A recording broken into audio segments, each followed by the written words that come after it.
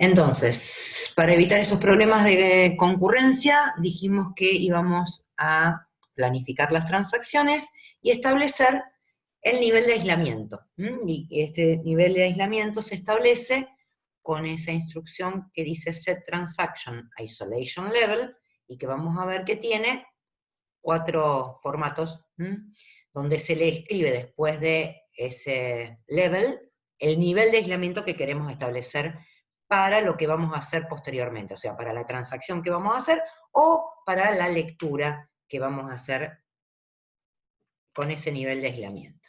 Bien, el bloqueo, el más, digamos, el que bloquea toda la transacción y que espera, y que sería el mayor nivel de aislamiento, es este comportamiento que se llama serializable. De hecho, se pone set transaction isolation level serializable. Con eso, ¿qué va a hacer? Que todos los bloqueos de todos los registros que estén comprometidos dentro de la transacción se mantengan hasta el final. El problema está en si yo pongo en una lectura, o sea, voy a hacer un select de una tabla completa, un select asterisco from clientes, por ejemplo. Lo pongo adentro de una transacción y digo, tenga comportamiento serializable. ¿Qué les parece a ustedes que va a pasar?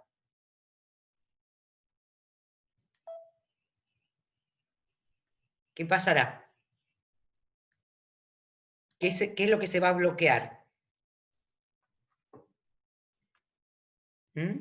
La base de datos. ¿La base de datos completa? Dije select asterisco from clientes.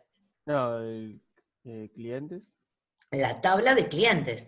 Lo que estaría haciendo ahí es bloquear la tabla de clientes. Vamos a suponer que son todos los clientes de la empresa provincial de la energía en Rosario. Muchos, ¿no? Y que yo de alguna manera mantengo esa transacción y no la termino. ¿Sí? La mantengo antes del commit y no la cierro. ¿Se podrá hacer algo? Y nadie más va a poder hacer nada hasta que no Hasta que termine. yo no libere esa transacción.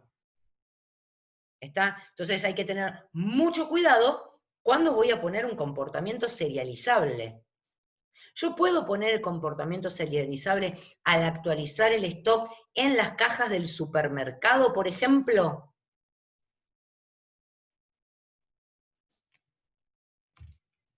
Pregunta. Anótense todas esas preguntas, porque esas preguntas van en el parcial después. O preguntas similares. No, porque si tenés varios cajeros en paralelo, deberían esperar a que uno termine la transacción, ¿puede ser? Bien, pero eso si abríamos la transacción apenas empezábamos a escanear los productos. Pero si lo hacemos nada más que en el pedacito donde se actualiza el stock, se insertan los registros del movimiento de stock y se actualiza el stock. Digamos, hoy por hoy las transacciones son muy rápidas, son milisegundos. Claro, tendrías una cola, pero sí. Podría armarse una cola, no destruyo la integridad, pero no abro la transacción cuando empiezo a cobrar en la caja, sino en ese pedacito que es donde realmente actualizo. No en la lectura, sino en la transacción de actualización. ¿Está? Podría hacerlo a eso, sin bloquear el registro en la lectura para que no haya inconvenientes. Bueno, este es el comportamiento que va a bloquear más. Ahora, así como acá bloqueo, probablemente en la lectura o en alguna otra transacción que no necesite del saldo del artículo y que esté involucrado el artículo, no necesito ponerle el comportamiento serializable. Por eso tengo que planificar las transacciones. Bien. El segundo nivel, que ya, digamos, va a impedir otro tipo de problemas como los que decíamos recién, ¿sí? Es la lectura repetible. Se llama, digamos, la sentencia se termina con set transaction isolation level, repeatable read. Y dice, impide 2 lecturas consecutivas den diferentes resultados. ¿Está? Entonces se maneja con eso, con lecturas que no den diferentes resultados. Pero no va a evitar la lectura fantasma. ¿Por qué? Porque esta lectura lo que hace es bloquear el bloque de registros que ya existen en la tabla cuando los leo, no aquellos que van a existir con una inserción. Entonces no va a evitar la lectura fantasma, el repeatable read, pero sí va a evitar cualquier otro tipo de problema de los que vimos anteriormente. Lo de problemas por intercalación de operaciones, lectura sucia, ¿tá? Ahora igualmente lo vamos a volver a repetir, hay una tablita al final. Bien, otra es la lectura confirmada o comprometida. Esto dice que va a mantener el bloqueo hasta que se confirme la transacción. Bien,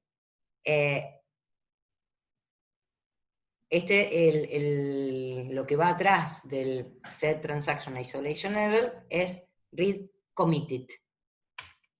Bien, y la que no bloquea nada y no hace nada y se pueden pasar cualquier tipo de problemas es la lectura no confirmada o no comprometida, que sería poniendo Set Transaction Isolation Level Read Uncommitted.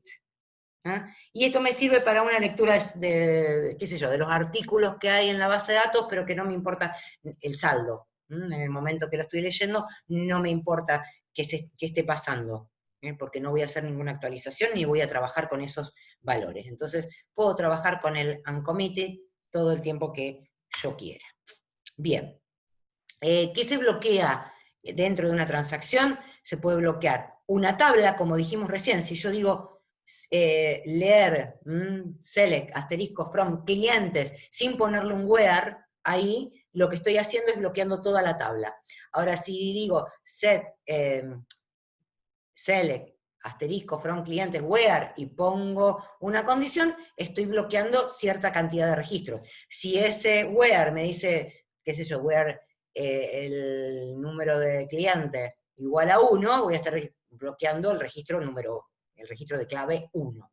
¿Está? Bien. Hay otras posibilidades de bloquear campos, bloques, o digamos, en lugar de registros o tablas, pero lo más normal es que uno bloquee registros o tablas completas. A eso se le llama granularidad. Si yo bloqueo mucho, a mayor granularidad, va a haber menor concurrencia, o sea, la gente va a poder acceder menos a los registros. Bien, acá están todas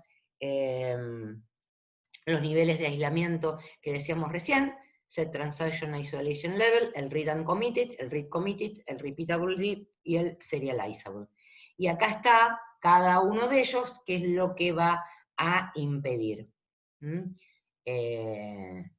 Lectura sucia, lectura no repetible y lectura fantasma. La de intercalación de operaciones sería como la lectura no repetible.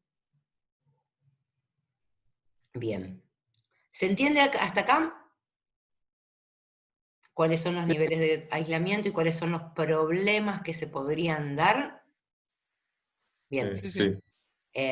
Esto lamentablemente lo van a tener que estudiar. Sí, lo van a poder tener porque obviamente estamos trabajando con parciales de teoría que ustedes pueden tener esto, digamos, disponible.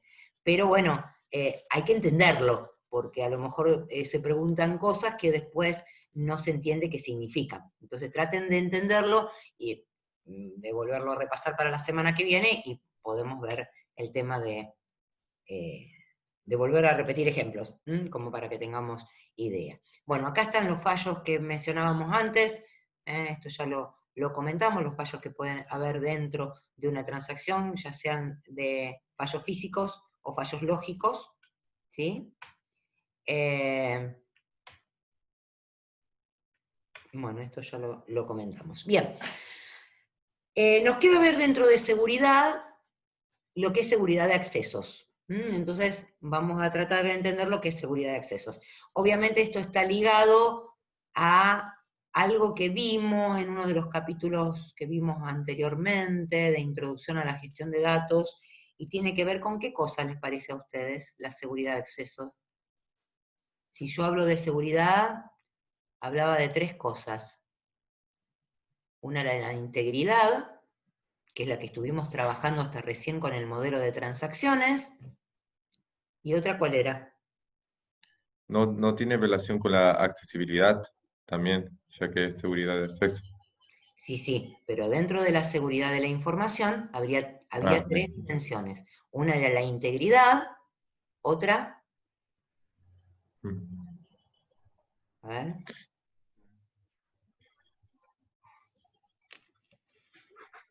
recién con el modelo de transacción estuvimos hablando de todo lo que era integridad y de lo que es disponibilidad, porque la concurrencia, mucha concurrencia, hace decaer o minimiza la disponibilidad. ¿Está bien? ¿Y qué me falta? Que tiene que ver con esto de segurizar los accesos. Confidencialidad. La confidencialidad, exactamente. Fíjense que nosotros trabajamos con datos acá, ¿sí? Y con datos que muchas veces son sensibles, con lo cual vamos a tener que ver en cada gestor de base de datos, en cada sistema, cómo hacemos para segurizar, para que esos datos no sean vistos por cualquiera. ¿Está? Bien. ¿Alguien está cursando alguna de las materias de programación? Sí, yo estoy Yo- usando la de .NET, la de La de .NET. ¿Ya tecnología. hicieron acceso a base de datos? Sí, Sí. Bien. ¿Qué se hace cuando uno quiere acceder a la base de datos desde un programa? ¿Sí? Para que, digamos, ese sistema tenga acceso a la base de datos, tome datos de la base de datos, los trabaje, etc. A ver. nosotros igual no sé si le damos mucha seguridad, No, ya sé que no le dan por pero eso. ah, Vamos. ¿No hacemos una conexión a la base de datos primero? ¿No se hace eso Perfecto, lo hacemos local? una conexión a la base de datos, sí señor. ¿Y qué se manda en esa cadena de conexión? ¿Qué se envía? Una la petición. base de datos, Se envía el nombre de la base de datos, ¿qué más? Ah, La información del servidor, si tenemos un usuario, contraseñas. Bien, y se manda un usuario y una contraseña. ¿Para qué? para que se autentifique en el gestor, sería, en la base de datos. Exactamente, para que el gestor sepa quién es el que se está conectando. ¿Y cómo mandan? ¿Cómo se envía? ¿Qué usuario y qué contraseña envían? A ver, cuéntenme. ¿Cuál están enviando? Diferentes niveles de acceso, ¿no son eso? Y el que está Nosotros configurado mandamos en el coso. root y la contraseña. Ah, hermoso. Claro. Mandan root Uno, y la uno, contraseña tres. de root. Hay que configurar un nuevo usuario para que puedan usar y el root lo dejamos para administrar. ¿Por qué? Porque el root, ¿qué podría hacer? Y puede hacer Puede tomar todo. toda la base de datos entera. Tiene acceso a la base de datos. Entonces, si yo mando esta cadena de conexión, ¿sí? ¿Por dónde se envía la cadena de conexión? Cuando estamos localhost, estamos acá, está todo bien. Digamos, La envías por internet y la puedes tener un mind in the middle. Exactamente. Y Yo la se va envío por todo. internet. Si esa cadena de conexión viaja por internet y viaja por una conexión que no es segura, o sea, no está cifrada, ¿está bien? Y cualquiera, un the man in the middle, ¿sí? Una persona que esté escuchando lo que se envía por la red, podría tomar esa contraseña de root y hacer cualquier cosa, porque root tiene acceso a ¿qué? Dentro de la base de datos. ¿A quién se le da el usuario root? Al administrador. Al administrador. ¿Y el administrador qué tiene potestad de hacer? Lo que quiera. Lo que quiera. Crear, Modificar borrar, las tablas. bajar. ¿Sí? Acceder a cualquier cosa. ¿Se entiende? Entonces, ojo con eso. Lo que tendríamos que hacer es crear un usuario, ¿sí? Con una contraseña específica para acceder a la base de datos sin privilegios de administrador. Bien. Claro. Bueno, entonces, vamos por ahí. Vamos a crear una cuenta de usuario. Cada gestor de base de datos se crean las cuentas de usuarios de una manera diferente, así que en cada gestor de base de datos lo van a tener que ver. Se crea la cuenta de usuario, se le da una contraseña. En el gestor de base de datos, tanto las cuentas de usuario como las contraseñas de las cuentas de usuario están cifradas, o sea que ni siquiera el administrador puede verlas. Las contraseñas están cifradas. Bien, entonces se le da una cuenta de usuario, se le da una contraseña, y después se administran permisos. hay mecanismos de seguridad, a ver, hay diferentes formas de ponerle permisos en las bases de datos, no nos vamos a meter mucho en eso, pero en alguna base de datos yo puedo generar perfiles de usuario, que está bueno, entonces digo, por ejemplo, el perfil cajero, y entonces le pongo a ese perfil los accesos para todo lo que tenga que ver con un cajero, y después le digo al usuario, Pepe, vos sos cajero, y entonces tenés acceso, digamos, tenés todos los accesos del perfil cajero. Bien, MySQL no tiene esa posibilidad. En MySQL hay que decirle justamente cuáles son las seguridades, o sea, las tablas o las formas de acceso que tiene ese usuario. Bien, acá habla de mecanismos de seguridad discrecionales y obligatorios. ¿Sí? Bien, yo tendría que saber, primero, antes de esto, cuál es la política de seguridad de la organización. Una vez, digamos, entendida la política de seguridad de la organización, voy a poder identificar esto de a quién le dejo ver qué cosa, o a quién le dejo actualizar qué cosa. Bien, en cuanto a los mecanismos de seguridad discrecionales, yo le voy a decir a un usuario si puede leer, si puede escribir o si puede actualizar. Ahora vamos a ver cómo. Y en el de lo obligatorio ya le impongo un poco más de restricciones. Bien, entonces, recién decíamos, el superusuario es la cuenta, digamos, que tiene la posibilidad de definir todas estas cosas en la base de datos, es el principal responsable de la definición de las políticas de seguridad. Muchas veces en las organizaciones no hay DBA. Entonces, ¿qué es lo que hace uno desde las aplicaciones? Hace esto que están haciendo ustedes, que la conexión a la aplicación se hace a partir de un usuario y una contraseña genérica, que traten de que no sea root, obviamente, una contraseña, un usuario y contraseña genérica, y los usuarios y contraseñas se manejan a nivel de aplicación. Por eso es que dejamos la cadena de conexión con ese usuario y contraseña genérico, y después empezamos a trabajar los usuarios y contraseñas desde la aplicación.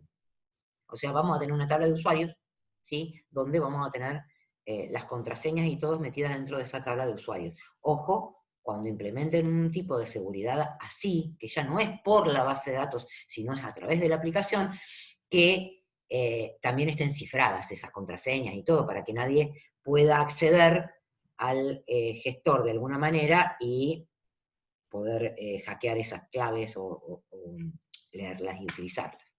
Bien. Dentro de las acciones que puede efectuar el DBA están estas Profe, sí. ¿cómo se cifran? Más que haciendo una validación. Dentro de los lenguajes vos podés cifrar, hay mecanismos de cifrado. Cada lenguaje tiene mecanismos de cifrado, entonces vos le ponés cómo lo querés cifrar, y digamos que después la comparación se hace por la tira de caracteres cifrada. Entonces yo guardo, ¿sí? Cifro la clave, me la da el usuario, la cifro, la guardo en la base de datos. Cuando se conecta, que hago el login, yo tomo lo que el usuario ingresa, lo cifro y comparo por cifrado. ¿Se entiende? Para saber Se entiende. si es el usuario o no el que está ingresando. Pero cada lenguaje tiene posibilidades de cifrar con distintos mecanismos. Y tiene un nombre eso que ahora no lo recuerdo. Después te lo busco y te digo. ¿Está? Vale, profe, gracias. Bien. Bien, entonces, ese DBA va a crear cuentas, va a conceder privilegios, le va a revocar privilegios también, a eso se le llama el mecanismo de seguridad discrecional que mencionábamos recién, y después vamos a asignar niveles de seguridad que va a ser obligatorio, y vamos a ver cómo se hace. Bien, entonces, ¿para qué sirven esas cuentas de usuario? Que es lo que decíamos recién, el usuario se loguea. Cuando se loguea, indica su usuario e indica la contraseña. ¿Sí? Si yo me estoy logueando al gestor de base de datos, eso directamente lo va a hacer el gestor, la comparación de si ese usuario, si la contraseña que está indicando ese usuario es la correcta, y si ese usuario existe, obviamente. Bueno, Hay cosas que después, una cuestión de seguridad, tendrían que verlo. Generalmente uno no, cuando se loguea el usuario, no debería decir, no, este usuario no existe, o esta contraseña está mal indicada, porque entonces le está dando pie al hacker para que diga, ah, el usuario existe, pero lo que estoy poniendo mal es la contraseña, y entonces sigue jugando con la contraseña. ¿Está? Entonces, ojo con ese tipo de aclaraciones cuando el usuario se loguea a un sistema. Bien. Esas cuentas de usuario y contraseñas están almacenadas en el diccionario de la base de datos. Si estamos hablando, entonces, de manejo de la seguridad a través del gestor de base de datos. Bien, están guardados en la base de datos, en una tabla específica, a la cual solo tiene acceso el DBA, pero tampoco tiene acceso a ver qué es lo que está cifrado, así que tampoco tendría posibilidad de conocer cómo se loguea un usuario. Salvo el nombre del usuario, la contraseña no la podría llegar a saber. Bien. El sistema de gestión de base de datos es el que lleva control de las operaciones que se realizan en cada sesión de trabajo y lo que hace es generar un log de accesos. ¿Sí? Entonces, en cada acción que realice un usuario de login, va a tener el ingreso, podría llegar a tener las operaciones que se hicieron sobre la base de datos, esto ya tiene mucha carga, entonces esto muchas veces no se setea.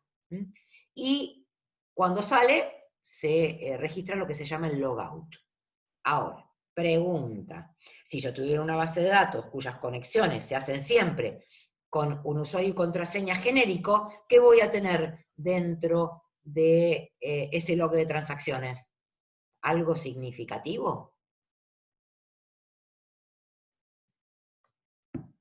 ¿Qué me va a decir cada vez que ustedes hacen la conexión a la base de datos? Si los datos que ingresamos están en esa base de datos. No. ¿Qué era lo que hacía entonces el log de transacciones? Cuando yo me registro, ¿sí? Graba en el log de transacciones como un archivo, digamos, secuenciales, graba el nombre del usuario, la fecha y hora y la terminal desde la que se conectó. Cuando sale, hace el logout, cierra la sesión. Es lo mismo que ustedes hacen cuando se loguean para trabajar con el Workbench, ¿sí? El Workbench sería como un programita. Ustedes se loguean, y hacen el login al localhost, y entonces se graba en este archivo de log de transacción, de accesos, el ingreso. Cuando ustedes salen, se graba el egreso. Si yo estoy haciendo una aplicación que se conecta a la base de datos, ¿sí? Con un usuario y contraseña genérico, ¿qué es lo que va a aparecer en ese log de accesos?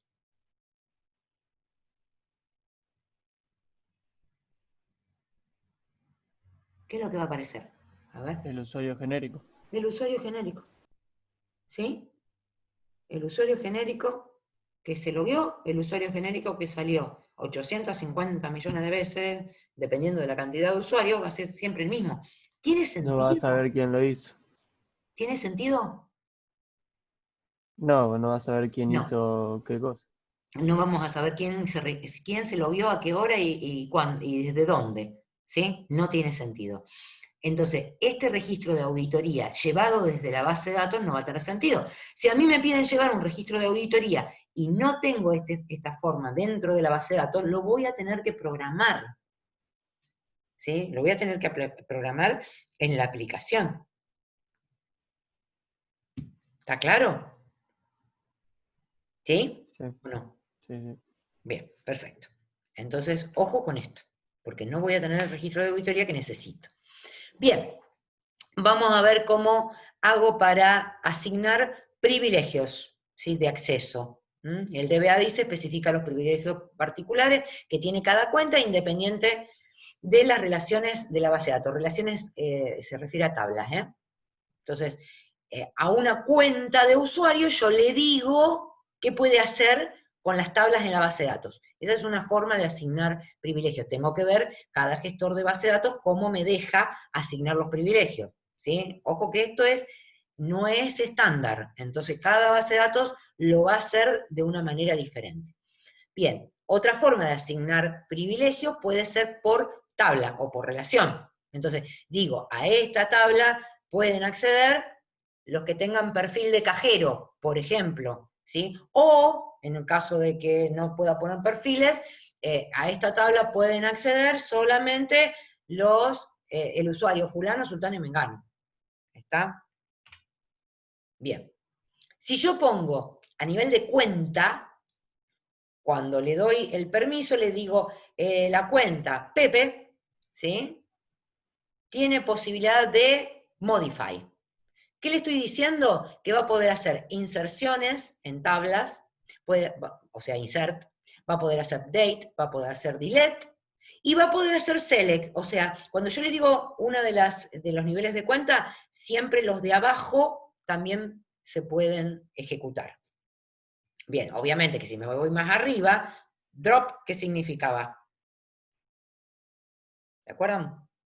Sí, el drop no era que borraba una tabla y después la Bien, entonces, reescribía. si yo le doy posibilidad de drop, va a poder borrar cosas. Entonces, ojo, si le doy posibilidad de alter lo mismo, si le doy posibilidad de create de ahí para abajo todas, entonces tengo que ver, el DBA obviamente va a tener que ver qué capacidades le voy a dar a esta cuenta de Pepe o de la que esté creando.